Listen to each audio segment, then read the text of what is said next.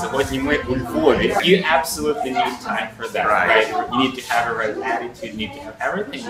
Не надо думать, что после 2 недели или 2 месяца вы будете говорить свободно по-немецки, испански.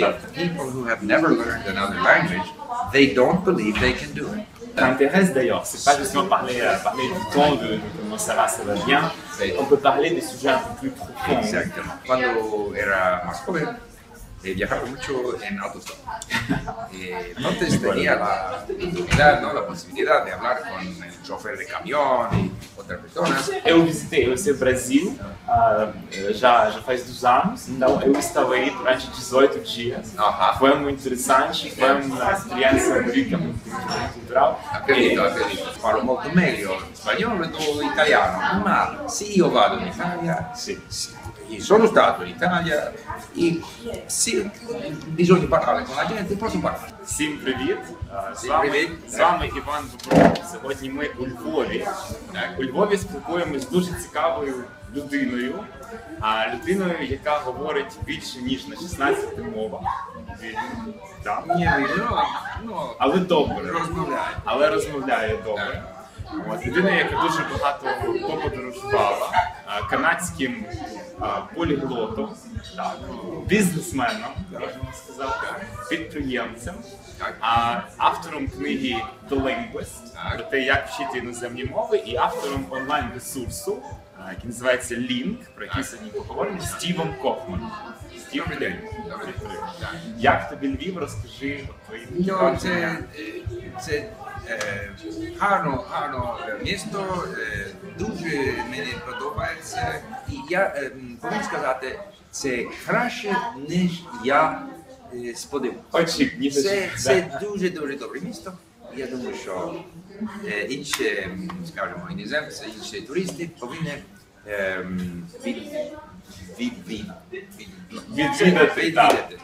Це дуже цікаво, бо я стручився в Братиславі.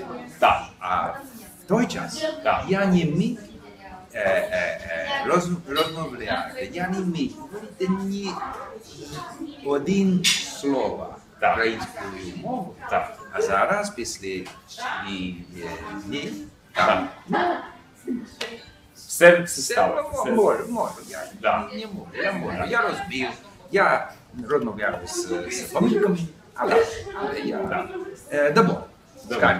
Да, друзья, это очень интересно, потому что мы со Стивом встретились буквально на прошлой неделе в Братиславе на конференции полиглотов, Polyglot Gathering в Словакии. И да, было интересно, были люди из разных стран мира, чуть больше 400 полиглотов. И Стив даже в Братиславе выступал. И Стив, о чем ты рассказывал в Братиславе? Ну, я сказал, что сейчас для меня слишком трудно изменить мозг, чтобы говорить по-русски. Но я сказал, что чтобы учить языки, самая важная вещь является, скажем, отношения. Отношения студентов. Отношения. Любите ли вы язык, который ты изучаешь? Сейчас с украинским дуже трудно.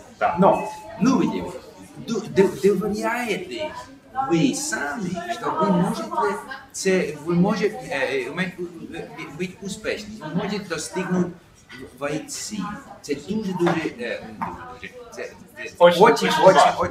очень важно. Поэтому самое важное – это attitude. А второе – сейчас. Не надо думать, что после 2 недели или 2 месяца вы будете говорить свободно по-немецки, испански. Но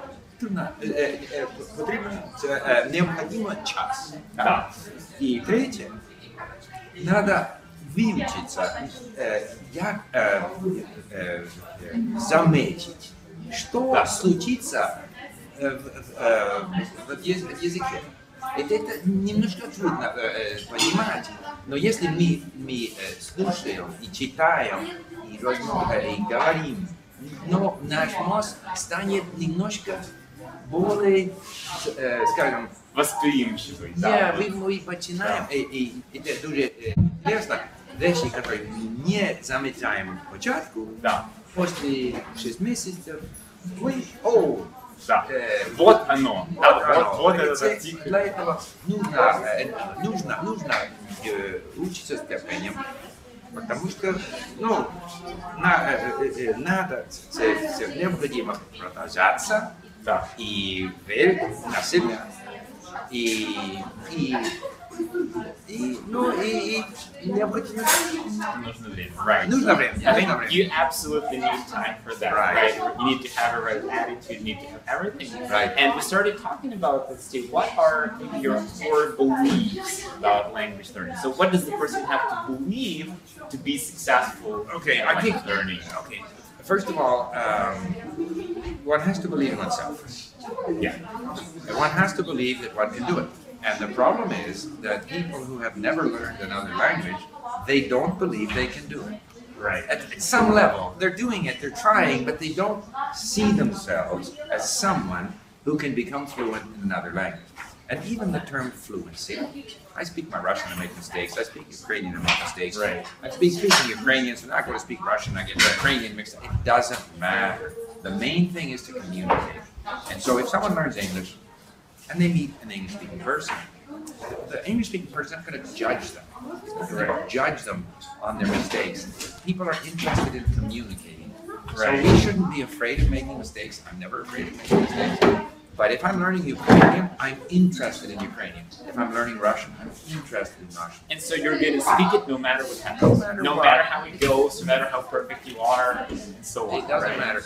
And I'm interested. I have a positive attitude towards the language. Right. And if there are things in the language that are different from English, like was don't say was in English, right? Say was yeast. That's how it is. You don't fight it. You don't resist it. You just accept it. That's how they say it.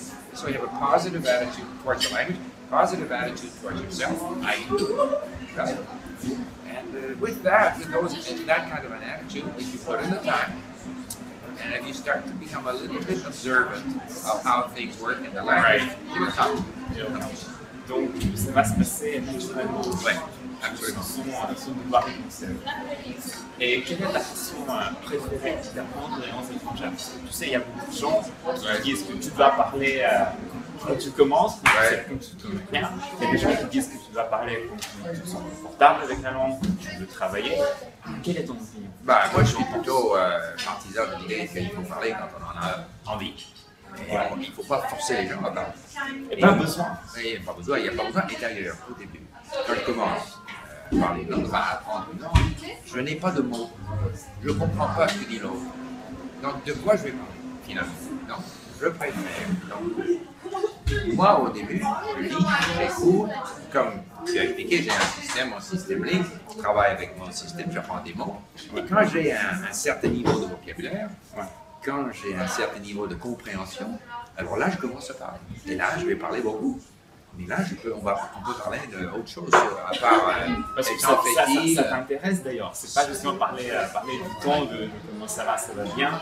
On peut parler des sujets un peu plus profonds. Exactement. De mon avis, tout ce que je fais dans l'apprentissage des langues, il faut que ça ait une signification. C'est-à-dire, je lis des choses qui m'intéressent, j'écoute des choses qui m'intéressent, je parle avec des gens qui m'intéressent, je parle au sujet de choses qui m'intéressent. Voilà. Si je n'ai pas de mots, si je ne comprends pas, qu'est-ce que je peux faire? Même par exemple en ukrainien, je ne parle pas très bien l'ukrainien, mais je veux parler de tout. Avec mes fautes, avec des problèmes, avec des mots qui me manquent, c'est pas grave. Donc je préfère, au début, je vais lire, je vais écouter, je vais essayer d'accumuler des mots. Et puis quand je me sentirai confiant, alors là, je vais commencer à parler. ¿Has aprendido español? Porque, por ejemplo, sé que has viajado en España muchísimas veces. ¿Has aprendido español de ese país o de América Latina? No. ¿De cómo lo has hecho? ¿De con qué acento? Bueno, yo he viajado mucho en España. Sí. Cuando era más joven, viajaba mucho en autostop. Entonces tenía la oportunidad, ¿no? La posibilidad de hablar con el chofer de camión y otras personas. Y siempre, bueno, y con el francés.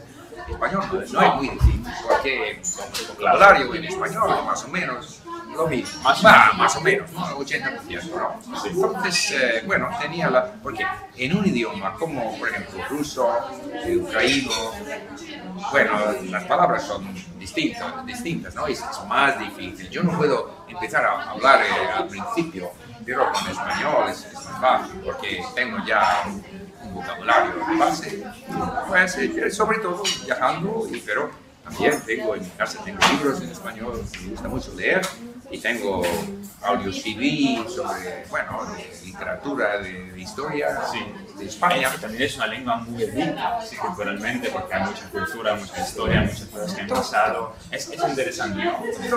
Todos los idiomas son interesantes. Para mí, ruso es interesante, ucraniano es interesante, francés, inglés, japonés, que yo hablo, chino, todos los idiomas son interesantes.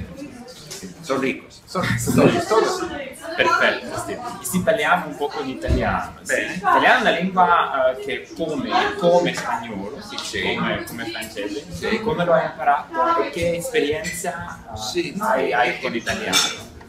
Più o meno lo stesso, leendo, ascoltando, viaggiando nel paese, sì, parlando con la gente, no, è più o meno lo stesso. Però ma devo dire che non ho parlato tanto italiano come per esempio spagnolo. Come spagnolo. Sì. Dunque parlo molto meglio spagnolo che italiano, ma se io vado in Italia, sì, sono stato in Italia e se bisogna parlare con la gente posso parlare, però parlo meno bene che sì. È interessante perché per me è lo stesso sì, che parlo molto meglio spagnolo che italiano e adesso non ho molta possibilità di parlare italiano. Quindi... Parlare le lingue è una questione di necessità. Sì. Se tu non bisogna parlare italiano, cioè non ho la possibilità di parlare in Vancouver, ma se vado in Italia parlo. Sim, perfeito Steve, com português, a língua portuguesa, que é uma língua muito interessante, já podemos falar espanhol, italiano, tudo isso. O que você sente com português? Português. Não tenho falado muito português, tenho escutado, tenho lido em Vancouver, tenho sido em Portugal 2 vezes, mas a primeira vez não podia falar português. Então, a primeira vez não vale nada. A segunda vez tem falado, mas não deve dizer que, como eu digo, para falar bem, sim, preciso falar muito. E não tenho falado muito em português. Sim, tem que praticar. Tenho que praticar, entendo, tá? Entendo, mas quero nel porvenir visitare il Brasile e falo, ma agora não posso dizer que falo muito bem português. Sim. Mas você visitou o Brasil? O Brasil? Não, nunca. Interessante. Tem que ir, porque eu visitei o Brasil já faz 2 anos, então eu estava aí durante 18 dias. Foi muito interessante, foi uma experiência rica, muito cultural. Acredito. E exatamente, o Brasil é uma coisa diferente, não é como Portugal. Não é como Portugal.